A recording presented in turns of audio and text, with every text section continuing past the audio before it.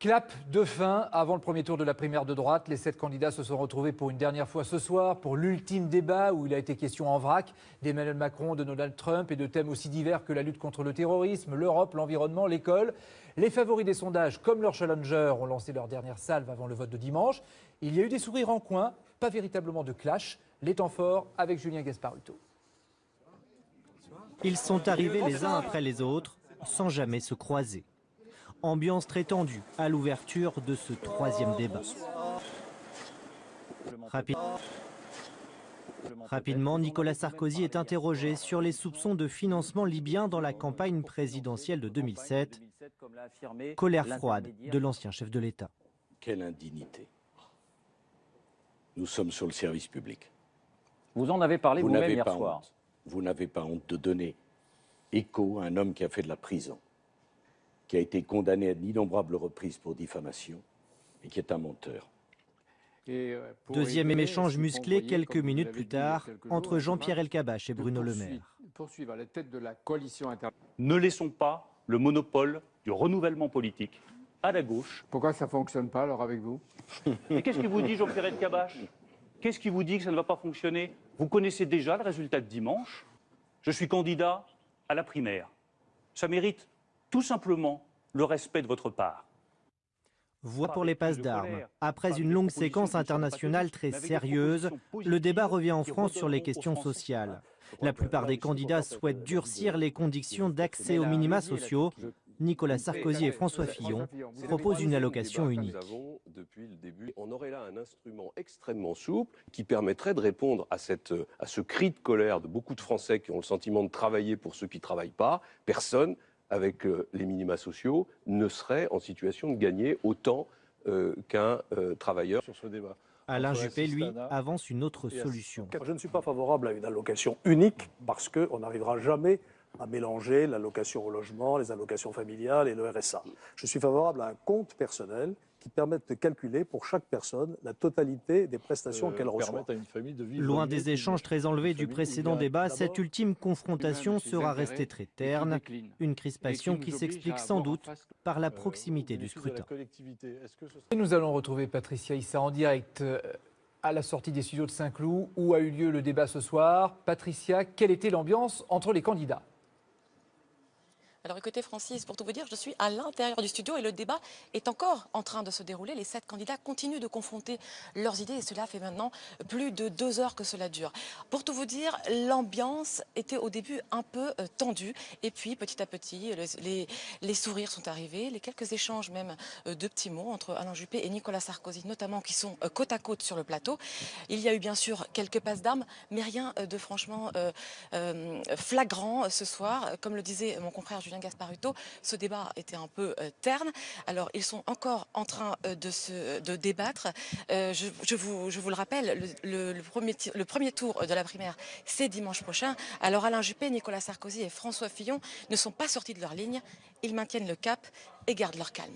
Merci Patricia, ne parlez pas trop fort puisque vous le disiez, le débat se poursuit encore pendant quelques minutes et on va en faire le duel politique du Grand Soir 3. Bonsoir Judith Vintraube du Figaro et bonsoir Anne Rosenchère de l'Express désormais, il faut que je m'y habitue. Oui. C'est parti pour 5 minutes de débat. Le dernier débat, vous l'avez suivi hein, évidemment. Est-ce qu'il y a un gagnant ce soir ou un perdant peut-être aussi ? J'ai trouvé quand même qu'on sent que François Fillon a le vent dans le dos et qu'il était un peu plus à l'aise que les autres qui se montraient fébriles, il y avait des petits passages à vide pour Alain Juppé ou même pour Nicolas Sarkozy. Après, il n'a pas eu beaucoup de contestations parce qu'il a développé de façon très claire et nette, notamment sur l'éducation, son projet. C'est vrai que ça donnait... Mais personne ne lui a dit « mais vous avez été ministre de l'Éducation, puis vous avez été Premier ministre ». Donc bon, c'est vrai qu'il a un petit côté l'outsider qui arrive. Mais pour vous, c'est qui le gagnant ? Eh ben, on est encore d'accord parce que je vais dire pareil. Vous regardez trop la télé, vous regardez trop les sondages. Voilà, j'étais sûre que vous alliez m'accuser. Parce que c'est évident. M'accuser de suivre les sondages. Non, je vais vous dire pourquoi j'ai trouvé que Fillon s'en était le mieux sorti. Parce qu'il a réussi, et notamment dans cette controverse avec Juppé sur les fonctionnaires, sur les emplois, la réduction des emplois publics, du nombre de fonctionnaires, à marquer vraiment sa différence. Oui, son programme est un programme de réforme radicale. L'adjectif a été prononcé par un journaliste qui, bizarrement, s'est senti obligé de s'excuser. D'ailleurs, il y aurait des choses à dire sur la façon dont le débat a été animé, conduit et tenu. C'est parce que vous n'y étiez pas. Et pas très bien tenu, Parce que vous n'y étiez pas, contrairement aux deux précédents. Je n'étais pas non plus. Non, mais peut-être que vous auriez souhaité être. Donc Fillon, parce qu'il a réussi à faire passer le message qui résume sa candidature, je serai le président du changement radical. Oui. Alors, est-ce qu'il y a, parmi les challengers, dans ce cas, un candidat qui vraiment est sorti au cours de cette primaire? Fillon, excusez-moi, si on parle oublions des les trois, parce que Juppé, Fillon, Sarkozy, aujourd'hui, ça fait partie des... Ce qui est quand même incroyable, quand même, Francis, c'est qu'il y a eu des vérités hebdomadaires dans cette primaire. Au début, on a dit... c'est le blast Sarkozy qui va tout prendre sur son passage. Après, c'était c'est plié, c'est Juppé, mais c'était quand même dans un match à deux. Et maintenant, tout d'un coup, il y a une espèce de dynamique. François Fillon, on verra bien jusqu'où il ira, mais qui vient ébranler quand même ce match fermé à deux. François Fillon, il menace qui? Plutôt Alain Juppé ou plutôt Nicolas Sarkozy? Alors justement, pour l'instant, normalement... Alain Juppé bénéficie, j'allais dire Nicolas Juppé, c'est pour dire la confusion dans laquelle je suis, bénéficie d'avance qui reste assez confortable, quoi qu'elle soit dans la marge d'erreur. Là, dans le dernier sondage IFOP, ils sont à moins de 5 points les uns des autres. On est complètement dans la marge d'erreur. Et normalement, disons qu'il y a deux, comme j'ai dit, la réforme radicale. Comme j'ai dit, la réforme radicale, normalement, ceux qui veulent des changements nets devraient arbitrer entre François Fillon et Nicolas Sarkozy.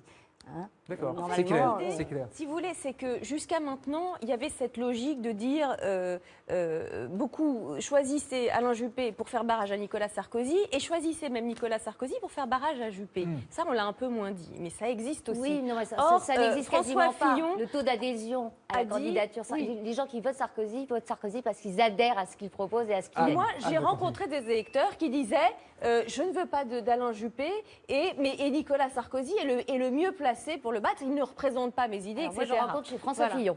Alors ça dépend où vous êtes. Bon. Voilà, bon, toujours est-il que... Ce qui veut dire que c'était très flou tout ça. Oui, exactement. Mais je trouve surtout qu'il y a une espèce désormais de pudeur des sondeurs qui a quand même peut-être un petit effet Trump là-dessous et qu'en effet les marges d'erreur ont été un petit peu revues. Et des éditorialistes qui vont avec parfois aussi peut-être. Oui, peut-être. On va revenir maintenant sur un qui n'est pas dans la primaire, c'est Emmanuel Macron qui a annoncé sa candidature hier. Est-ce qu'il peut bousculer, parce que ça je l'ai lu dans les éditos aussi, la primaire de droite ou brouiller les repères? Moi, je ne crois pas. La seule façon dont éventuellement il aurait pu les bousculer, c'est de convaincre des électeurs de gauche de ne pas aller voter à la primaire de la droite, de se garder en quelque sorte, d'économiser leur énergie, leur conviction pour lui à gauche. Mais ça me paraît un effet très faible.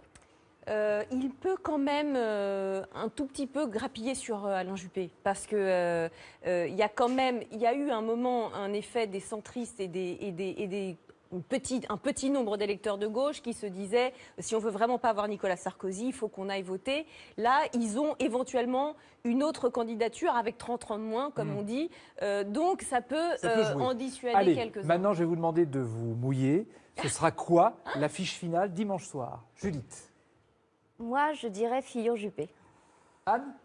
Moi, je pense quand même que ce sera Juppé-Sarkozy. Ah, d'accord. Eh bien, on verra. On verra la semaine prochaine. Merci, Anne Rosenchère. Merci, Judith Vintraube, d'être venue sur ce plateau. Ouvre sur la primaire de droite, évidemment. Libération titre sur la grande régression en parlant des programmes des différents candidats. Le journal parle de purge dans la fonction publique, de libéralisation à tout va, de suppression de l'ISF, un concours de réforme radicale. L'opinion estime que cette primaire a permis de voir ce que la droite a dans la tête et dans le ventre et se félicite au contraire des réformes annoncées destinées à relancer l'économie. Mais la primaire est pleine d'inconnus. En premier lieu, le taux de participation, rappelle le journal. Et puis l'Humanité voit déjà un gagnant, le patronat, dans l'ombre des candidats, parce que selon le quotidien, toutes les idées de la droite reprennent les revendications du MEDEF, à tel point, ironisent nos confrères, que les représentants du patronat ne savent plus quel candidat choisir. Et pour finir, après la gauche plurielle, voici la droite plurielle, à la une du quotidien 20 minutes, car chacun des 7 candidats a réussi à affirmer ses différences, est-il écrit en dessous du gros titre. Alors évidemment, pas de débat politique. Martin, bonsoir, merci d'être avec nous sans réseaux sociaux, hein, c'est comme ça. Vous êtes avec nous sur ce plateau ce soir. Il y a eu de l'activité ce soir sur les réseaux sociaux? Il y a eu quasiment autant d'activité que lors du premier débat il y a un mois. Francis, on a compté ce soir près de 200-220 000 tweets sur le temps du débat. Sur le premier débat, on avait compté 225-230 000 tweets. Avec une pointe à 21h20, 2096 tweets à la minute. C'est au moment de la réponse de Nicolas Sarkozy sur les affirmations de Takieddine. Et le tweet le plus reposté, le voilà. On l'interroge sur la Libye. Nicolas Sarkozy répond « Vous n'avez pas honte ». Du coup, il ne répond pas. Le lynx, un tweet de nos confrères du Lab d'Europe 1. D'ailleurs, il faut noter que sur les 7 candidats, c'est Nicolas Sarkozy qui est le plus cité dans les tweets. Est-ce que ça veut dire quelque chose, ça? Parce que c'est en pour ou en contre. Nicolas Sarkozy est assez clivant, et notamment sur les tweets, donc en pour ou en contre, il est très très cité, donc, généralement. Il y a ce tweet qui a beaucoup circulé. Qu'est-ce qui a été le plus commenté? Alors voilà, il y a également les candidats les plus recherchés. C'est ce qu'on appelle la course de cheval. C'est sur le moteur de recherche Google. Ce sont les recherches au fur et à mesure du débat, pendant le débat, à quoi les gens s'intéressent en regardant le débat, à qui ils s'intéressent. Et le gagnant de cette course de cheval, ce soir, est une gagnante. C'est Nathalie Kosciusko-Morizet qui a été le plus recherché sur Google, devant François Fillon et Alain Juppé. Là, ça veut peut-être dire quelque chose. Aux États-Unis, lors des débats américains, Donald Trump était généralement en tête à la course de cheval. Nathalie Kosciusko-Morizet est en tête ce soir. Là, ce serait une grosse surprise. Très grosse surprise. Et enfin, il y a les questions qu'on se pose. Et sur le moteur de recherche Google, toujours, la question la plus posée ce soir est: comment voter à la primaire de la droite? Ça aussi, c'est peut-être un signe sur la mobilisation dimanche. C'est certainement un signe pour dimanche. Merci Martin d'être venu nous dire tout cela. On va retrouver Patricia Issa au studio de Saint-Cloud où se passe le débat de la primaire. Est-ce que le débat touche à sa fin, Patricia? Eh bien, écoutez, Francis, il est 23h30 et le débat continue. Cela fait maintenant 2h30 que les 7 candidats confrontent leurs idées, mais je pense que le temps commence à se faire un peu long, ça trépigne un peu des jambes. Ils sont encore là, juste derrière moi. Ils sont sur la conclusion, bien sûr, mais ils continuent quand même de se reprendre, d'essayer de dire ce qu'ils ont à dire et de donner leur programme aux Français, puisque c'est le dernier débat et ils ont tous conscience que c'est ce soir que les Français les écoutent peut-être pour la dernière fois avant de faire leur choix dimanche prochain. Puisque dimanche prochain, c'est le premier tour de la primaire de la droite. Merci Patricia, ça s'appelle jouer les prolongations comme au théâtre. Le fabriqué en France ne se cache plus. Clap de fin avant le premier tour de la primaire de droite. Les 7 candidats se sont retrouvés pour une dernière fois ce soir pour l'ultime débat où il a été question en vrac d'Emmanuel Macron, de Donald Trump et de thèmes aussi divers que la lutte contre le terrorisme, l'Europe, l'environnement, l'école. Les favoris des sondages, comme leurs challengers, ont lancé leur dernière salve avant le vote de dimanche. Il y a eu des sourires en coin, pas véritablement de clash. Les temps forts avec Julien Gasparuto. Ils sont arrivés les uns après les autres, sans jamais se croiser. Ambiance très tendue à l'ouverture de ce 3e débat. Rapidement, Nicolas Sarkozy est interrogé sur les soupçons de financement libyen dans la campagne présidentielle de 2007. Colère froide de l'ancien chef de l'État. Quelle indignité. Nous sommes sur le service public. Vous en avez parlé vous-même hier soir. Vous n'avez pas honte de donner écho à un homme qui a fait de la prison, qui a été condamné à d'innombrables reprises pour diffamation et qui est un menteur. Deuxième échange musclé quelques minutes plus tard entre Jean-Pierre Elkabbach et Bruno Le Maire. Poursuivre à la tête de la coalition Ne laissons pas le monopole du renouvellement politique à la gauche. Pourquoi ça ne fonctionne pas alors avec vous? Et qu'est-ce qui vous dit, Jean-Pierre Elkabbach? Qu'est-ce qui vous dit que ça ne va pas fonctionner? Vous connaissez déjà le résultat de dimanche. Je suis candidat à la primaire. Ça mérite tout simplement le respect de votre part. Voix pour les passes d'armes. Après une longue séquence internationale très sérieuse, le débat revient en France sur les questions sociales. La plupart des candidats souhaitent durcir les conditions d'accès aux minima sociaux. Nicolas Sarkozy et François Fillon proposent une allocation unique. Depuis le début, on aurait là un instrument extrêmement souple qui permettrait de répondre à ce cri de colère de beaucoup de Français qui ont le sentiment de travailler pour ceux qui ne travaillent pas. Personne, avec les minima sociaux, ne serait en situation de gagner autant qu'un travailleur sur ce débat. Alain Juppé, lui, avance une autre solution. Je ne suis pas favorable à une allocation unique parce qu'on n'arrivera jamais à mélanger l'allocation au logement, les allocations familiales et le RSA. Je suis favorable à un compte personnel qui permettent de calculer pour chaque personne la totalité des prestations qu'elle reçoit. Loin des échanges très enlevés du précédent débat, cette ultime confrontation sera restée très terne. Une crispation qui s'explique sans doute par la proximité du scrutin. Et nous allons retrouver Patricia Issa en direct à la sortie des studios de Saint-Cloud où a eu lieu le débat ce soir. Patricia, quelle était l'ambiance entre les candidats ? Alors écoutez Francis, pour tout vous dire, je suis à l'intérieur du studio et le débat est encore en train de se dérouler. Les 7 candidats continuent de confronter leurs idées et cela fait maintenant plus de 2 heures que cela dure. Pour tout vous dire, l'ambiance était au début un peu tendue et puis petit à petit, les sourires sont arrivés, les quelques échanges même de petits mots entre Alain Juppé et Nicolas Sarkozy notamment qui sont côte à côte sur le plateau. Il y a eu bien sûr quelques passes d'armes mais rien de franchement flagrant ce soir. Comme le disait mon confrère Julien Gasparuto, ce débat était un peu terne. Alors, ils sont encore en train de débattre. Je vous le rappelle, le premier tour de la primaire, c'est dimanche prochain. Alors, Alain Juppé, Nicolas Sarkozy et François Fillon ne sont pas sortis de leur ligne. Ils maintiennent le cap et gardent leur calme. Merci Patricia, ne parlez pas trop fort puisque vous le disiez, le débat se poursuit encore pendant quelques minutes et on va en faire le duel politique du Grand Soir 3. Bonsoir Judith Vintraube du Figaro et bonsoir Anne Rosenchère de l'Express désormais, il faut que je m'y habitue. Oui. C'est parti pour 5 minutes de débat. Le dernier débat, vous l'avez suivi évidemment. Est-ce qu'il y a un gagnant ce soir ou un perdant peut-être aussi ? J'ai trouvé quand même qu'on sent que François Fillon a le vent dans le dos et qu'il était un peu plus à l'aise que les autres qui se montraient fébriles, il y avait des petits passages à vide pour Alain Juppé bénéficie, j'allais dire Nicolas Juppé, c'est pour dire la confusion dans laquelle je suis, bénéficie d'avance qui reste assez confortable, quoi qu'elle soit dans la marge d'erreur. Là, dans le dernier sondage IFOP, ils sont à moins de 5 points les uns des autres. On est complètement dans la marge d'erreur. Et normalement, disons qu'il y a deux. Comme j'ai dit, la réforme radicale. Comme j'ai dit, la réforme radicale, normalement, ceux qui veulent des changements nets devraient arbitrer entre François Fillon et Nicolas Sarkozy. Hein, d'accord, c'est clair, c'est clair. Si vous voulez, c'est que jusqu'à maintenant, il y avait cette logique de dire beaucoup choisissaient Alain Juppé pour faire barrage à Nicolas Sarkozy et choisissaient même Nicolas Sarkozy pour faire barrage à Juppé. Ça, on l'a un peu moins dit, mais ça existe aussi. Oui, non, mais ça n'existe quasiment pas. Le taux d'adhésion à la candidature, les gens qui votent Sarkozy parce qu'ils adhèrent à ce qu'il propose et à ce qu'il est. Moi, j'ai rencontré des électeurs qui disaient je ne veux pas d'Alain Juppé et Nicolas Sarkozy est le mieux placé pour le battre. Il ne représente pas mes idées, etc. Moi, je rencontre chez François Fillon. Bon, alors ça dépend où vous êtes. Bon. Voilà, bon. Donc, toujours est-il que... Ce qui veut dire que c'était très flou, tout ça. Oui, exactement. Mais je trouve surtout qu'il y a une espèce désormais de pudeur des sondeurs qui a quand même peut-être un petit effet Trump là-dessous et qu'en effet, les marges d'erreur ont été un petit peu revues.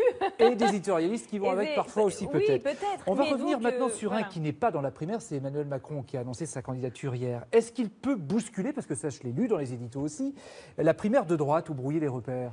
Moi, je ne crois pas. La seule façon dont éventuellement il aurait pu les bousculer, c'est de convaincre des électeurs de gauche de ne pas aller voter à la primaire de la droite, de se garder en quelque sorte, d'économiser leur énergie, leur conviction pour lui à gauche. Mais ça me paraît un effet très faible. Il peut quand même un tout petit peu grappiller sur Alain Juppé parce que il y a eu un moment un effet des centristes et un petit nombre d'électeurs de gauche qui se disaient si on veut vraiment pas avoir Nicolas Sarkozy, il faut qu'on aille voter. Là, ils ont éventuellement une autre candidature avec 30 ans de moins, comme on dit. Donc ça peut en dissuader quelques-uns. Maintenant, je vais vous demander de vous mouiller. Ce sera quoi l'affiche finale dimanche soir, Judith? Moi, je dirais Fillon-Juppé. Anne? Moi, je pense quand même que ce sera Juppé-Sarkozy. Ah, d'accord. Eh bien, on verra. On verra la semaine prochaine. Merci, Anne Rosenchère. Merci, Judith Vintraube, d'être venue sur ce plateau. Ouvre sur la primaire de droite, évidemment. Libération titre sur la grande régression en parlant des programmes des différents candidats. Le journal parle de purge dans la fonction publique, de libéralisation à tout va, de suppression de l'ISF, un concours de réforme radicale. L'opinion estime que cette primaire a permis de voir ce que la droite a dans la tête et dans le ventre et se félicite au contraire des réformes annoncées destinées à relancer l'économie. Mais la primaire est pleine d'inconnus. En premier lieu, le taux de participation, rappelle le journal. Et puis l'Humanité voit déjà un gagnant, le patronat, dans l'ombre des candidats, parce que selon le quotidien, Toutes les idées de la droite reprennent les revendications du MEDEF, à tel point, ironisent nos confrères, que les représentants du patronat ne savent plus quel candidat choisir. Et pour finir, après la gauche plurielle, voici la droite plurielle à la une du quotidien 20 minutes, car chacun des 7 candidats a réussi à affirmer ses différences, est-il écrit en dessous du gros titre. Alors évidemment, pas de débat politique. Martin, bonsoir, merci d'être avec nous sans réseaux sociaux, hein, c'est comme ça. Vous êtes avec nous sur ce plateau ce soir. Il y a eu de l'activité ce soir sur les réseaux sociaux? Il y a eu quasiment autant d'activités que lors du premier débat il y a un mois, Francis. On a compté ce soir près de 200-220 000 tweets sur le temps du débat. Sur le premier débat, on avait compté 225-230 000 tweets. Avec une pointe à 21h20, 2096 tweets à la minute. Alain Juppé ou même pour Nicolas Sarkozy. Après, il n'a pas eu beaucoup de contestations parce qu'il a développé de façon très claire et nette, notamment sur l'éducation, son projet.